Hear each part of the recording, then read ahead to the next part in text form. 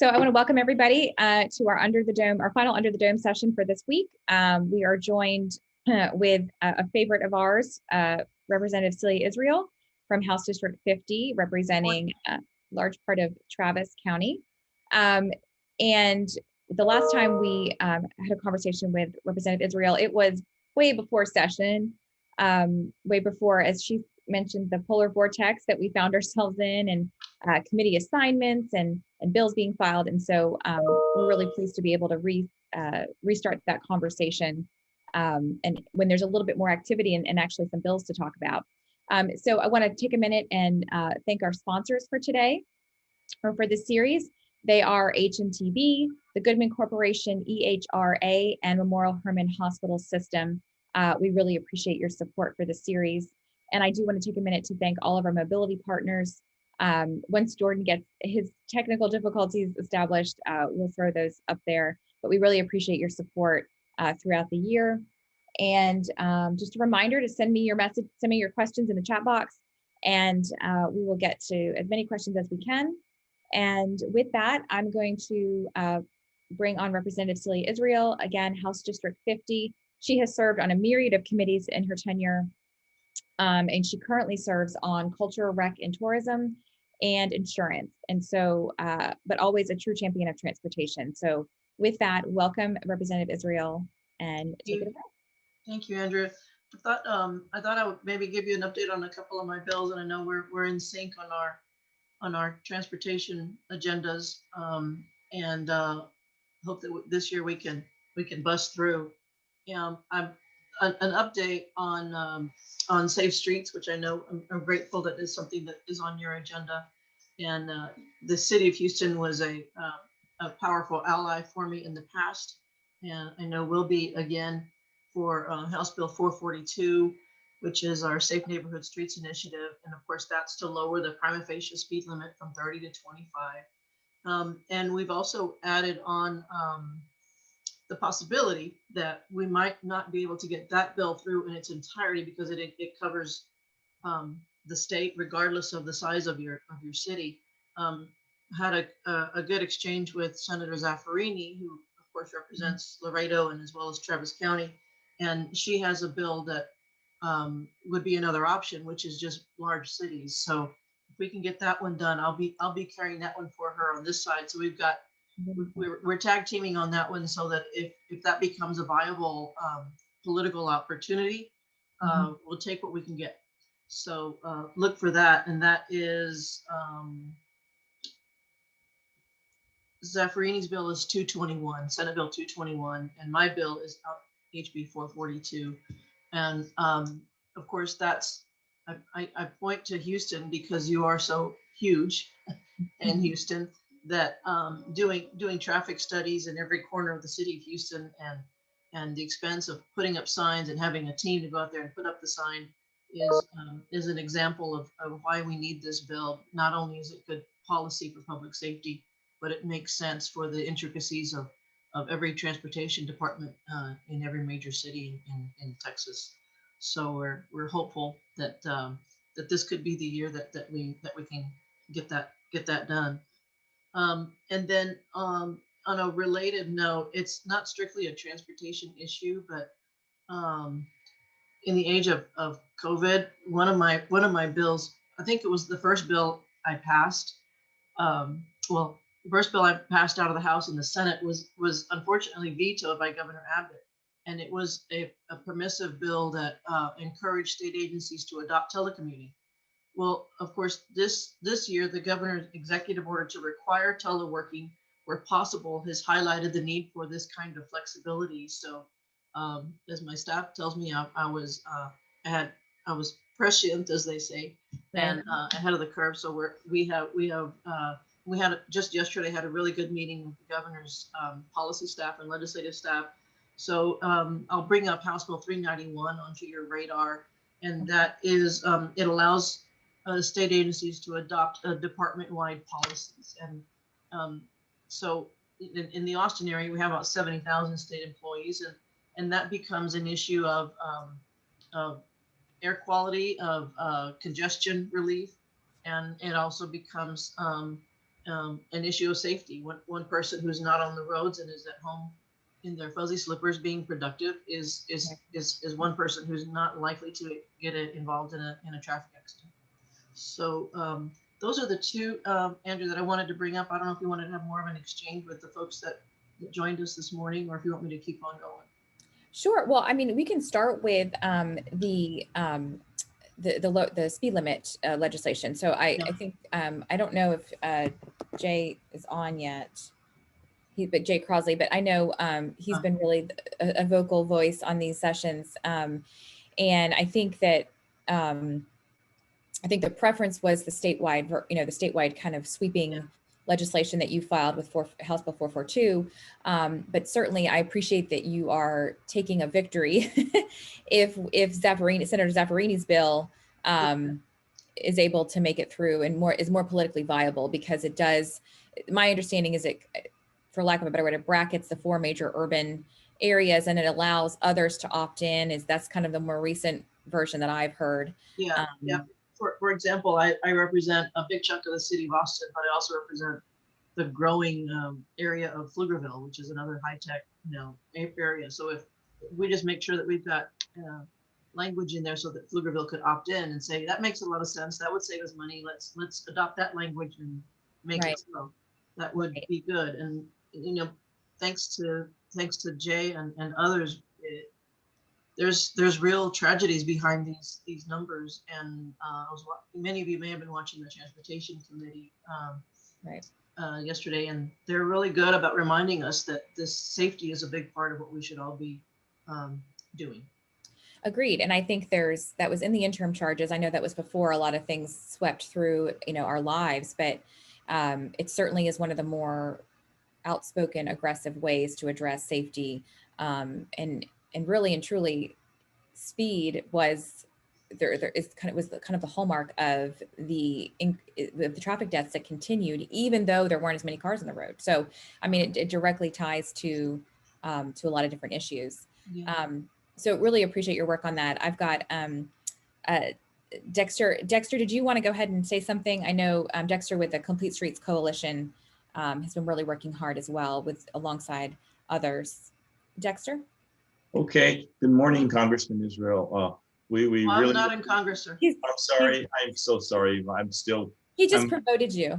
I'm recovering from my COVID shot. I'm sorry. There's a reason why there's a state of Texas flag behind me. Yes, ma'am. I am so sorry. Forgive me.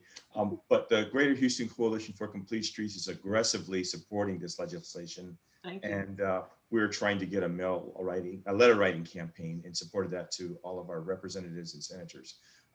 We're trying to get additional information. How many crashes, particularly in our Houston area, how many fatalities in our Houston area, how many pedestrian-related crash fatalities, and how many bicycle-related fatalities in our Houston area. And if that's relevant, please let us know, and we'll continue to try to pursue that. If you've got some resources or staff that can point us in the right direction, that would help as well. But we really want to help you push this one through. Well, thank you. I found the best testimony, or the best, even if you can't testify at a hearing, if you can send a note to your state rep or state senator, the best kind is not the form letter kind, but the kind that says, I'm your representative, and my niece was killed, or my daughter was killed, or my son was maimed. And you have to get real with people and let them know that at the intersection of 183 and 290, someone ran a light. You don't want too long, but you want to paint a picture that there was a human tragedy involved. And we all know somebody who's been through a trauma on the streets, and it's all preventable. So that would be my advice to anybody who's talking this up as it moves through the guts of the system, is make sure that we're making sure that we're respecting the fact that there was real loss and real tragedy behind it, and it's okay to tell their story. They want their story told. Thank you, ma'am. We'll pursue. Thank you, Dexter. I know that the city of Houston is also working. They've got a lot of partners they're working with as well. Can you share kind of as far as the next steps in the process, and if yours ends up being the companion bill in the House, and I know bills are starting to get referred, but I've not seen actual kind of hearings set. So just kind of checking if that's accurate. Well, that's why it's helpful to have a partnership with a very productive, a hardworking senator like Senator Zaffarini, because if she starts moving her stuff first, then you're like, bring it on. I'll adopt the Senate bill. And so we just don't know what's going to start moving first. And Right. if it is the Senate that's moving transportation things first, then there's no pride of authorship. It doesn't have to have the Israel name. You just say, I'll grab it and run with it on the House side. Right. Well, we really appreciate that. And we are, in the next couple of weeks, we're going to have Senator Zapparini on to talk about. Oh, cool. So I'll keep you and your team apprised of that. So moving on to the one I had mentioned earlier before we started, the recent gas tax legislation. Yeah. That you filed. Can you kind of walk us through that and your thoughts because that was a very recently filed bill. Yeah. And we know, Representative Lopez has one, but just if you could kind of delineate yours from the others and why. Well, I decided to go big and make a statement and double the gas tax. And that's knowing that the trend, the future trend is towards alternatively fueled vehicles. But we all in this room know that Texas has failed to address the gap and put in real new revenue to help us grow our systems in new and different ways. So so the bill was just filed, and I don't have the number because it just happened overnight. My staff filed it electronically. 2931. 2931. Only because I wrote it down. I wouldn't know that. Well, thank you so much. Well, so this would generate approximately $3.5 billion per biennium. And in fiscal 2020, Texas Motor Fuels taxes brought in $3.5 billion, about 6.1% of all state tax collections. So we're just going to, it's obviously a statement bill. I'm not the queen of Texas, so I can't just make this happen. But it's helpful to see Chairman Canales and Senator Nichols, both who were in charge of those two committees respectively, have acknowledged that you can't just keep doing what we've been doing, the growth that we've been experiencing, and not put in new revenue. So I have no dreams that this is actually going to pass, but I thought it was important to put a marker down there that right. there was a one woman with a lot of guts who said, let's just double it. Will I take some hits politically? Yes, but it's worth it. Right. Well, and I think that was some of the comments that have been made about some of the other legislation that's been filed where it's not been as much. And the thought was, if you're going to take the hits, take it for something good, right? Yeah. Double it or go big or go home. If the man in Texas would just get out of the way and let the women run things, we'd be just fine. But I appreciate that. We have a system. Yes. So you said 3.5 billion with a B. Yes. Did you, and I didn't hear, did you run any numbers for the 5 cent, the education piece of it? How much that generates to double the gas tax? No, but we can get you some information, I'm sure. Okay. So, and I ask that because this is a decent segue into the alternatively fueled vehicle fees, right? Yeah. So we've got two different versions that have culminated. One in the House, right, Chairman Canales, which actually takes a pot of that and to put it towards the electric grid kind of infrastructure for charging vehicles. And then the Senate version, which is kind of a scaled assessment, anywhere from like, I think it's $200 to $400 annually. When we talk about the gas tax and the lessons that we've learned, one of them is that we did not index it to inflation. And we sat with Senator Shortner yesterday, and he said, the Senate version does not index to inflation, the alternative fee. Mm-hmm. And the thought, I kind of had to sit for a minute with that, right? But then he explained it to say, well, but then people felt it was unfair and punitive because the gas tax isn't indexed to inflation right now. So anyway, I'm thinking, well, because we've learned that we didn't index it, we're certainly going to do it moving forward. So just kind of your thoughts on the different versions that have populated to the surface for electric vehicles, and your thoughts on those. Well, my thoughts are that I've been trying to raise this issue for a long time, and knowing where industry was going, and now industry is making even more noise. We saw that the noise from GM a few weeks ago, it seems. Right. And I'm glad. I'm glad that there are so many different kinds of discussions and solutions on the table. This wasn't a normal.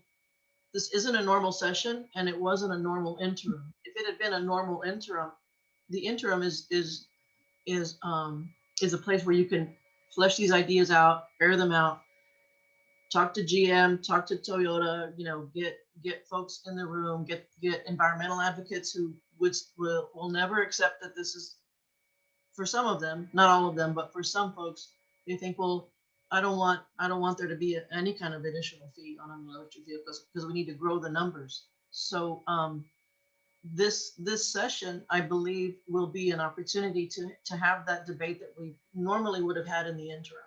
So the bills, I don't know that this is the session to have the definition of this is the answer, but I think this is the session to have the robust discussion that we should have some new revenue from the new technology, and it's growing, and let's let's get our policies in line with that. So hopefully this tees up an answer so that when we come back 2 years from now, there will be uh, a clear definition of a way forward that could be the Texas solution to the transportation budget when it comes to electric and alternative vehicles.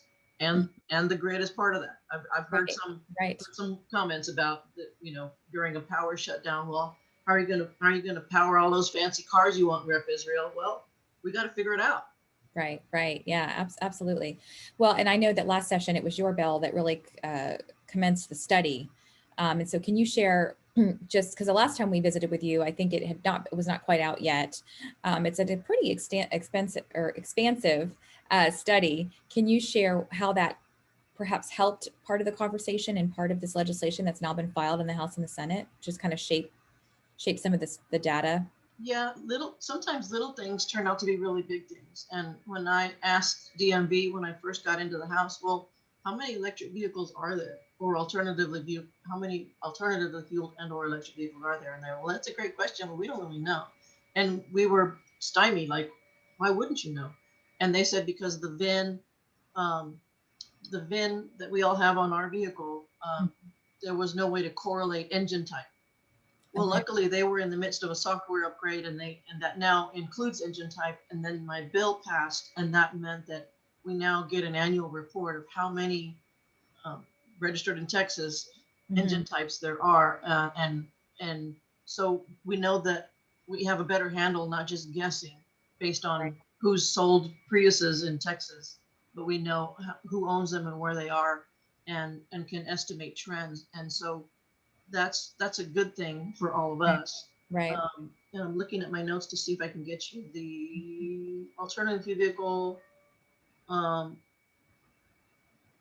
I guess we don't have a number on that one yet, but my bill would allow recommendations in the December DMV report imposing a $100 annual fee for fully electric vehicles and an $80 annual fee for hybrid vehicles. And the difference is that this would, in my world, this would go into the mobility fund. I was going to ask you about that. Okay. And the mobility fund is where TxDOT can do anything that's new or creative around bike lanes, sidewalks, or mass transit supports. Okay. And I think, as you guys have, I may have ranted on this venue before, but TxDOT could be a better partner with our transit authorities to pull down those federal funds for those mass transit projects. And we've got to get all of our systems to a better place. Houston is doing a good job. I love what I see you guys doing, and I want us all to do more of it. And there's a role for state government in those transit projects. And just to clarify, that one does not have a bill number yet. It's not been officially filed. I don't think so. I don't think so. Okay. And so that's just fascinating, because that brings me to another topic, because we've seen Texas Mobility Fund legislation from Chairman Nichols and Chairman Canales, which really offers a lot more, or I think it opens up some flexibility for TxDOT, like you mentioned. So can you, this bill is kind of I don't want to say it's a companion to that, but it does kind of go in that same conversation. So the thoughts on those bills that have already been filed in the Senate and the House, because it seems that if that you start to see that and it's got some legs to it, right? The conversation. So yeah, I think that in my example, in my world here in the Central Texas area, whenever you guys visit the really cool city of Austin and people get here and our transit system is not nearly what it should be, people are like, well, I thought y'all were cool. What the hell happened? And well, our transit system has not caught up to our population growth. We're well over 2 million in our region now. And TxDOT gave our Cap Metro a $50 million grant for the existing red line. It's a 32-mile commuter that goes from Leander to the convention center here in Austin. Well, with that 50 million, they pulled down, I think, 10 times more dollars and bought more cars and made the train that is full to this day and put more sidings, larger platforms. So 50 million is nothing in TxDOT world, but right. it was a big help to our local transit authority to take a very popular rail line and double it. So it's those kind of things that and that came out of the mobility fund. So that involved creativity from TxDOT, and I want to support that, and I'm heartened to know that Senator Nichols and Chair Canales want to also take that and help us do new and creative things. So we need more of it. I don't need to tell this group that. Right. And do you think that is I think my sense is that that's in their minds and in others, it's a more viable option than trying to take money out of the existing highway fund and use that for other purposes. And I say that, there's been legislation filed, Senator Miles, SJR 40. I can't remember the bill number and the companion one in the House from Representative Wally, but I know that language is a bit more prescriptive to the highway fund. And I think that creates a bit more turmoil for that fund. And so the Texas Mobility Fund really does offer that kind of release valve for those types of multimodal approaches. It's because we're experiencing so much growth and there's so much need. And if there's a politically viable way to say we're not gonna change those who understand the highway system needs to continue to have its support and its maintenance and operations money, which is very real, then and we can also update the mobility fund, and let's do that. We need more of everything in Texas, and we're loving ourselves to death, as was exemplified by the polar vortex and an energy grid system that just couldn't pull its weight. And we see that every day on our transportation systems as well. Right. Yeah, no, agreed. And kind of talking about, we mentioned at the beginning, and you never want to get so far removed from something that you're just not talking about anymore that was so impactful on the state. But can you share from your perspective how that impacted you, and just kind of the flow of session and for you and for your colleagues? It's mind-boggling how we thought it would be one of those things where we just hunker down and find a flashlight for a day or two, and I was, if you follow my social media, I was really impacted by the Houston Chronicle. It was a very small snippet, but I think this was several days ago. 58 people lost their lives in the Houston area, dying, freezing to death.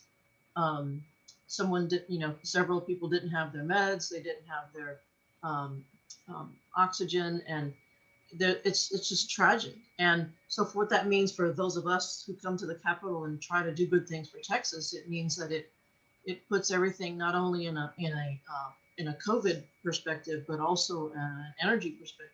What did that do? So we're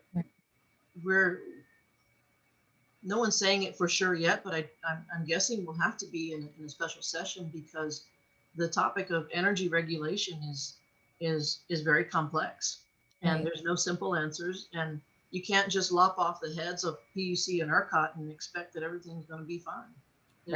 There was real systemic problems behind the scenes and real human loss. And we will not let those people die without acknowledging that loss and saying that weather patterns are changing, the climate is changing. Harvey we're going to have another Harvey that, my God, dealt a blow to the Houston area. So Right. we've got to acknowledge that this was not a one-time deal. We're going to have more of this. So we can do that without casting blame and just fix it. But there's no doubt it takes up a lot of oxygen Right. in a world in where we want to pass a speed limit prima facie bill, and we've got major energy regulation and other things that are going to take place. So Right. and redistricting, Right. the census was delayed, redistricting is going to be delayed. So we're already saying we're going to have a special session on those congressional districts, perhaps in the fall. Right. I'm always an advocate for part-time legislatures because it's less time for us to do damage and do stupid stuff. But in this moment in time, I feel like we'll need more time to build consensus around solutions, not just on the budget, which is not as challenging as we thought it was going to be, but on social justice in the era of George Floyd. We need to do something around that, in my view. And so the needs are great, and we may need some more time to build consensus and do the right thing. Right. So, I mean, it seems like there would be special sessions potentially on kind of the energy resources conversation and then redistricting. Was there anything else that you think kind of fits into that box of, or do you think that most everything else can kind of fit into what we call the regular session? I think most everything else fits into the regular session. Thank goodness we do have a diverse economy that is working well. I'm on the Cultural Rec and Tourism Committee, so the tourism part, the folks in that industry took a blow.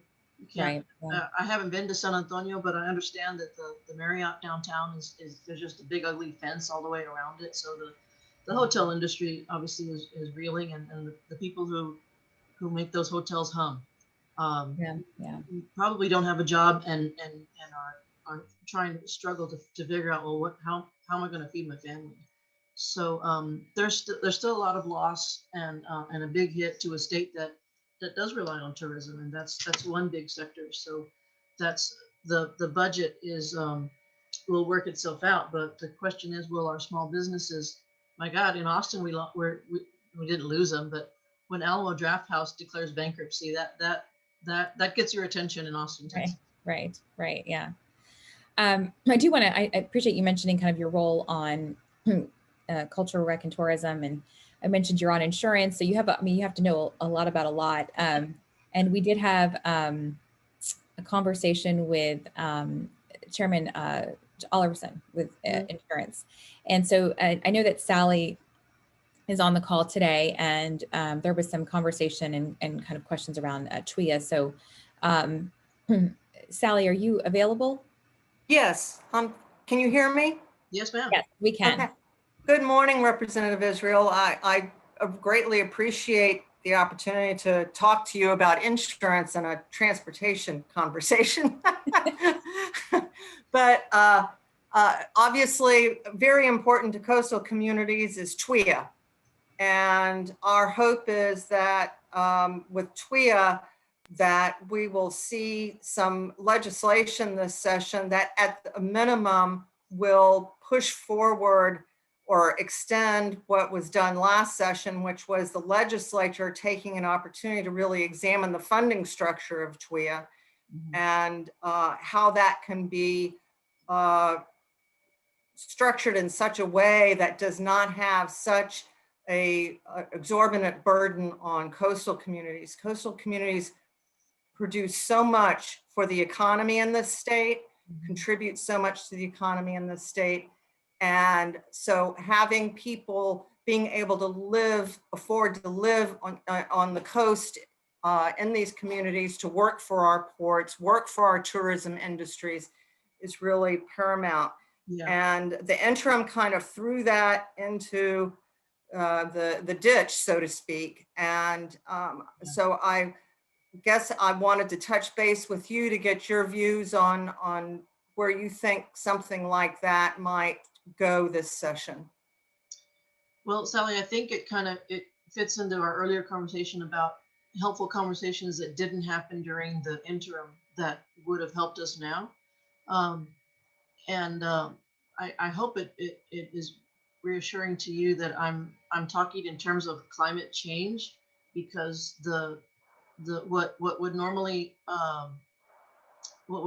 impact just the coastal community from a weather pattern issue is not just going to impact the coastal community. The weather changes are impacting all of us. So I think there's an argument to be made there, as you said, that shouldn't impact just one sector of the state, when we're going to have more and more of these weather events. And this is a kind of a connection. Roofs in Laredo were not meant to bear snow. And there was an awful lot of roof damage in Laredo that you otherwise wouldn't have seen in Dallas. So some of this, goes to construction standards that I know you guys have a different standard in the Gulf Coast than you would in Laredo. But the argument that I think needs to be made is that the changes that are occurring are going to affect larger and larger swaths of Texas in different ways. So thank you for your comments, and I'm listening. I greatly appreciate that, because it was very troubling for TWIA to press, and they're continuing to press, premium rate increases on policyholders at a time during COVID, and now following this winter storm event. Yeah. Knowing that the legislature's intent was to examine the funding structure of TWIA and looking for more productive methods for structuring this badly needed safety net. And so I greatly appreciate your time and your thoughts. Well, I have, I think this, Andrew, this kind of goes to other topics that we've been talking about as well, in that traffic doesn't have impact one party over another. Mother Nature had no discretion over what your political leanings were. And on the insurance committee, it's interesting, Representative Middleton and I are very different politically, but there's a way for us to forge common goals, and weather has a way of doing that. And so he will be a strong advocate for you, and help me understand things better too. So that's a good thing. And I apologize for not showing my face today. I'm actually sitting in a hospital waiting room. My husband's getting a procedure done. So, but I look forward to working with you and being a bridge for you between Representative Middleton on this issue, because it is, I think, like you said, very important for all communities given climate change. Yes, ma'am. Thank you. Thanks, Sally. I did want to mention, I'm not sure if you've had a chance to see it. It's House Bill 2088. It's Representative Julie Johnson. And it ties into a conversation we were having prior to session about the sales tax and that cap, right, that we have on the sales tax, and probably not politically viable to sweeping raising of the cap or lifting of the cap, but we were looking at transit agencies being exempted from the sales tax cap.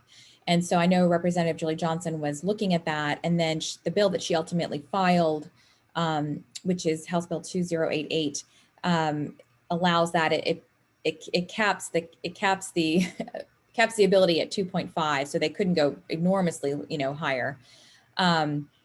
But it's much more targeted at local streets and street maintenance. And so it seems, and it would be, people would have to vote this in, the locality would have to vote this in, the voters would. So this isn't a kind of a mandate, it would be an opt-in situation. So I think at first glance, that seems like something that would be really great to have in a toolbox, as a city or locality. So just kind of your thoughts on that concept in general. Yeah, I think our friends in Dallas know the political pains of things like local options. But I support local options, and to say give us more reasons to say yes to what we need, whether that's a bridge or a rail line or a roundabout or what have you. We need lots of things like that. So I'm glad she's introducing it, and but it um, brings back political memories of Mhm. when I when things in the transportation world got really dumb, is when we had the big fights over local option. And I was not in the legislature at that time, but I didn't understand why you were beating people up and suggesting that they were not conservative because they wanted to give their local governments more authority to tax themselves. Right. And that was that was a blow felt, especially in North Texas. But as a result, we still don't have a local option tax in Travis County, but Right. South Texas got one. So Right. Right. Yeah. And there's a few other kind of smaller local option bills that are out as well. But it does seem that they create a lot of controversy. yeah, So, but we appreciate your support, and we hope that again, if it at least continues that conversation. I think it is helpful if it's one type of entity that's exempted from the sales tax versus just a complete exemption and lifting of the cap. So we're going to stay close to that and see how that moves forward. I did want to talk about a few other things that came out of Chairman Canales's kind of bill file dump a couple of weeks ago. One was a study, and I thought of you because you commissioned the study for electric vehicles, and his is to really look at the impact of the trucking, in the trucks and trucking, and just not industry, but trucks on our roads, wear and tear, just to kind of get some good data and good numbers. Because in many of our conversations with him, his comments in response to me asking about electric vehicle fees and talking about equity, and he said, well, so you're going to talk about equity, we got to talk about all vehicles, right, on the roads. And so your thoughts on that bill to study and just kind of moving forward with just the broad-based equity conversation as it relates to all types of vehicles on the road. well, I think it's an important conversation, Andrea, because I go back to there was a bill 4 years ago that allowed I'm not gonna get the technical part right, but Okay. it was about the really heavy trucks in the ship channel. The heavy haul bill. Haul Yeah, I trucks, remember yes. that. Yeah. And it involved an extra axle. It was the specialty sort of trailers that could carry these weights, and it was for the plastics industry. You really wanted it because it saved you. And I kept asking questions. I was on the transportation committee, and I voted against that bill, and I said that this goes against what everything in the locals want. Right. And so that's an example. And then, of course, the fracking industry is doing damage to the not so safe roads up in the San Angelo, Abilene, Laredo area, and safety is a consideration there as well. Interaction with an 18-wheeler, my God, that's death. And it's not about accommodating recreational cyclists who are trying to get to San Angelo. It's about safe passage and maintenance, and counties that have been screaming for help and are getting very little help from the state of Texas. Yet the state of Texas and the industry is benefiting, but the industry is saying, "Hey, we already give you money."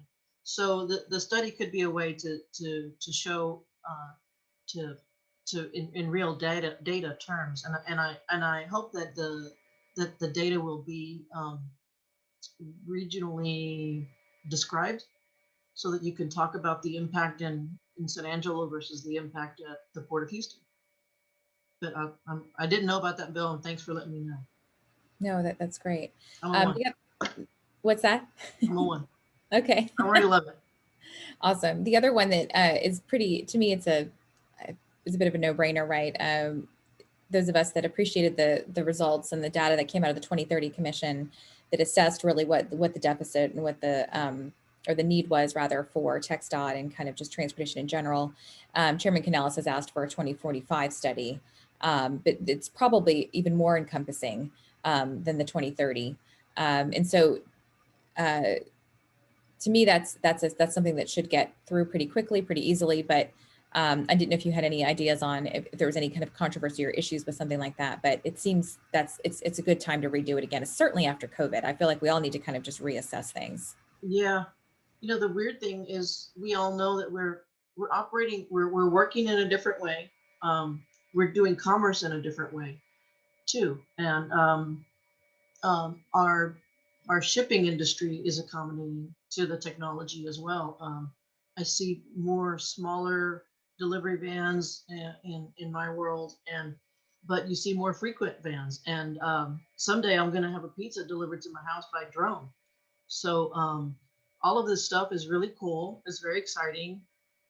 There's room for technology advances here, and Texas should be at the forefront of all of that stuff. And with all of we're not an oil and gas state. We have an oil and gas history, but we in my world we are a high tech state, and we're a healthcare state. Of course, in Houston. So we have a lot of different dynamics that are contributing to our economy, and the economy it took a body shot with COVID.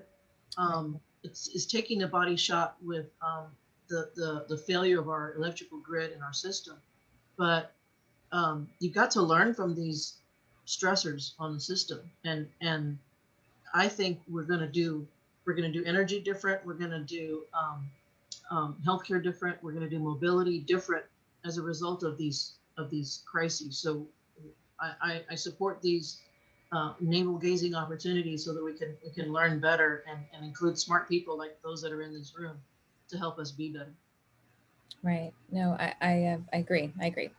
So we have a question actually that's not come up in any of our sessions, which is kind of interesting.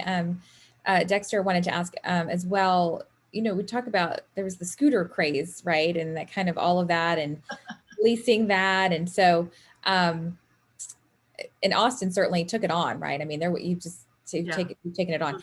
So his question is, do you think that there's any chance of seeing any legislation related to that issue for a statewide, some type of, or do you really think it's going to be left up to kind of the localities to handle that? Well, that's an interesting question, Dexter, because I sometimes think we're like a bunch of we have that squirrel approach to doing legislation. Like, oh, we got distracted, and so the scooters aren't distracting us right now. So I think they'll be left alone for now, and their numbers have diminished. Accidents were unfortunate, and so I think they're kind of figuring that out for them. So I think they realize they saturated the market in certain ways, and the market is taking care of that, I hope. Do you think that is COVID, or do you think that is just kind of the newness has worn off? I think it was already happening before COVID, and then of course during COVID, it was like crickets on the streets in Austin. It was crazy for a long time, and I see those folks coming back now. So these words will come back to haunt me, but just say that we do tend to deal with things that are immediate and in front of us, and since scooters have diminished, then unfortunately so does your legislators' attention. Right. Probably the next big topic that we've talked about, we've seen some bills filed, Senator Kolkhorst and Hall in the Senate. I'm not certain, I can't remember in the House, but so for the cessation of tolling. And the general consensus in conversations, there's a few that are, kind of out there saying support tolling completely, but most of them are saying, really that shouldn't be taken out of the toolbox, but it should always receive some type of scrutiny, right? Or some type of just second look. And it really should be advantageous for the community and serving it and making sure that it's not just a tollway, right? That there are other options. So trying to get your gauge on that and where you think some of that might fall this session, and does it have traction? Because it was a very forceful item last session. Yeah. Well, I suppose there's bigger fish to fry, in my view. And from their perspective, they felt like they needed to file that bill. At the end of the day, it may just be a statement bill, I don't feel like getting traction right now, much as my doubling the gas tax, Right. is a statement bill as well. So I haven't heard much about it, and I my view is that we need to engage the public. Here's what's happening. Here's an opportunity, and do toll roads. We are doing toll roads differently than how we did them at the turn of the century. We're learning. They're better. They're accommodating multimodal. They are, and this has got to be a. If there's anything that just encourages the public interaction and using technology to help people realize, because for the engineers in the room, like you guys kind of get it, you understand what's happening, but for realtors like me, we don't understand this stuff. So we need animations, we need graphics, we need pictures painted. And so let's, if there's a way to just say, let's use technology to help with that public outreach and let people know, here's a dream, here's a vision. What's your dream? What's your vision? We're going through that right now in Austin. Right? We're finally going to be updating I-35, and well, fixing to update I-35. Then that's something I support. But saying no to a tool, I think, is more of a political reaction than a practical one. Helpful. So I haven't asked this question of others, but I think you have such a good sense of kind of the cast of characters, certainly in the House, largely in the Senate too, just in your tenure and your experience. As we have these conversations, we're looking at the committee composition and trying to schedule these conversations accordingly, right? So House Transportation, Senate Transportation, and then those that have filed legislation related to transportation advocates. But in the House, are there representatives that you think are helpful that help other representatives kind of coalesce around an issue that we should talk to? That you think are, have you talked to this person? Have you talked to this person? Because we have our big virtual advocacy on March 25th, and I want to make sure that we talk to as many legislators as possible, certainly about the speed limit item and the alternatively fueled vehicle conversation. Those are our two, some of our two top priorities. Mm-hmm. So just your thoughts on that. Colleagues of yours that you think it's advantageous, I would say, for us to kind of have these conversations. Well, we're all equal on the House floor. I'm thinking of Representative Murphy from Houston in particular, mm-hmm. because he's a senior guy who represents the suburbs, and those suburbs are changing around him, and he would acknowledge that if he was here with me. He's a very important figure because of his seniority. And so I would say, the senior Republicans in particular need to get a message from the business community that these are bipartisan solutions, and we need your leadership. The seniority really does help, and it can take a bill that's stuck and unstick it. Yeah, no, and I appreciate that. We do have a great relationship with him, and he did a Legend Learn with us in the prior to session. I do I appreciate too that while and the agreement may not always be there, right? That he's a straight shooter, so he'll say like this is viable, this is not, or so that very, very much appreciated. And then I want to kind of close out the hour and talk about other legislation that you have filed that is really meaningful to you, and why, and how how it's going to impact the state of Texas. Well, it doesn't have to be transportation. Okay. Well, if you're gonna go there, I would say Medicaid expansion. Yeah. It's unconscionable to me that during a pandemic, Texas is now one of 12 states that hasn't expanded Medicaid, in which so many Texans have become unmoored from their job, and that meant they are unmoored from insurance. The new job that they have might just be as an Uber driver or a contract delivery something while they're figuring out their life, or their new employer doesn't offer, and they had to get a couple of part-time jobs. There's a lot of dynamics happening right now. So I have a bill that would expand Medicaid in Texas, but I think it's politically viable because it's the Missouri model. Okay. I think back in September, the state of Missouri expanded Medicaid, but they did it by referendum. Just as other conservative states, Utah, Idaho, and others said, well, the legislature didn't expand Medicaid, but the people within those states did. So I think that, again, if people would just listen to me, we'd be fine.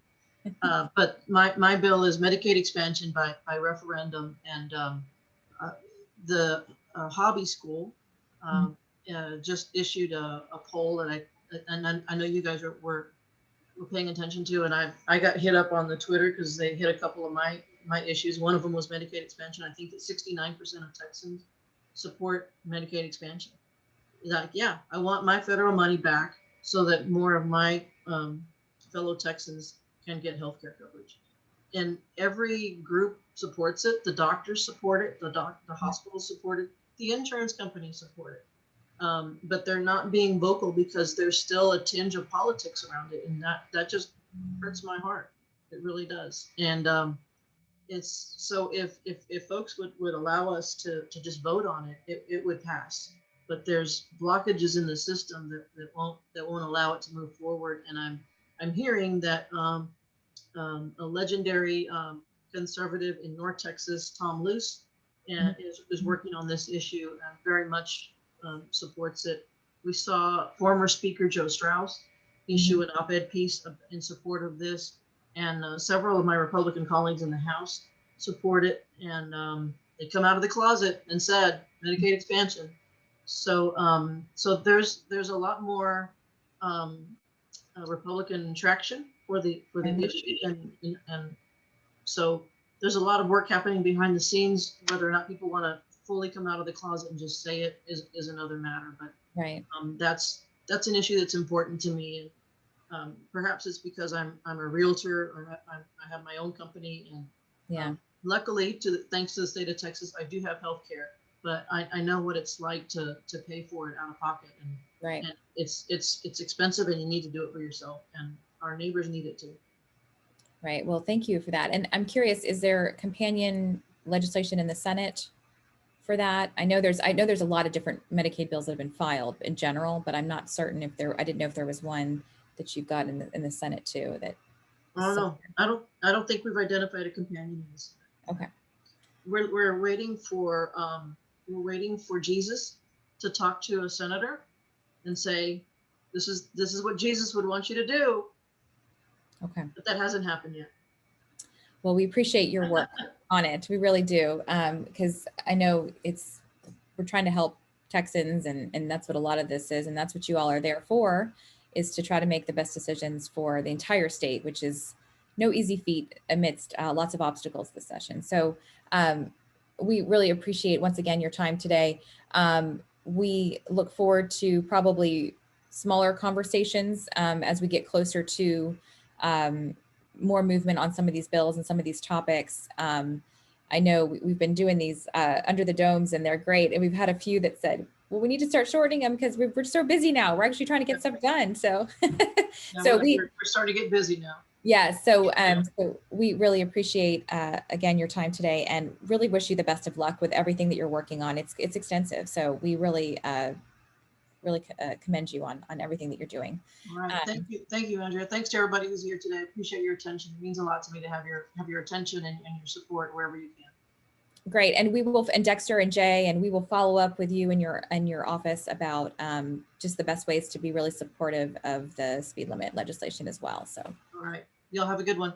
Thanks, everybody. Have a great weekend. Bye-bye.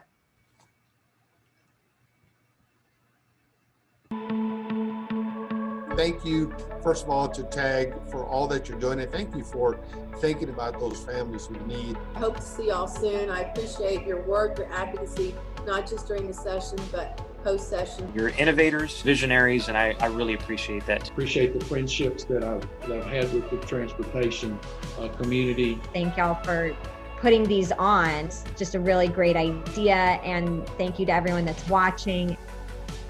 Definitely thank you to TAG for keeping us connected, continuing to keep us connected even in these unprecedented times.